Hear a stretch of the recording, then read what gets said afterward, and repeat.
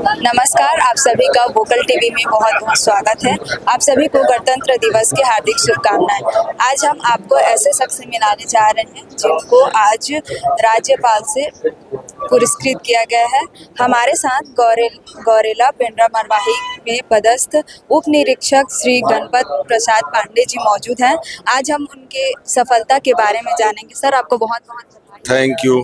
Sir, कैसा लग रहा है आज आपको? बहुत अच्छा लग रहा है, बहुत खुशी हुई। मेरे पूरे परिवार के लिए बहुत गौरव का विषय है कि मुझे ये सराहनीय सेवा का पुलिस मेडल मिला है। सर, आपने अंबिकापुर में बहुत सारे आपराधिक मामलों की जांच की है और उन पर आपने एक बहुत ही सफलता भी हासिल की है। कैसा लगा?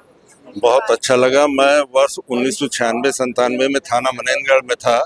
उस दौरान जिला बनाओ आंदोलन को लेकर वहां पर कर्फ्यू लगा था, जिसे मैं अपने वरिष्ठ अधिकारियों के सहयोग से बखूबी निभाया। वहां की कानून व्यवस्था की स्थिति को हर संभव मैनेज करने का ही प्रयास किया गया, जिससे कोई अप्रिय घटना नहीं हुई एवं शांतिपूर्वक जिला बनाओ आंदोलन शांत हो गया था। सर, अभी वर्तमान में आप जीपीएम में हैं, तो सर वहाँ की स्थिति कैसी?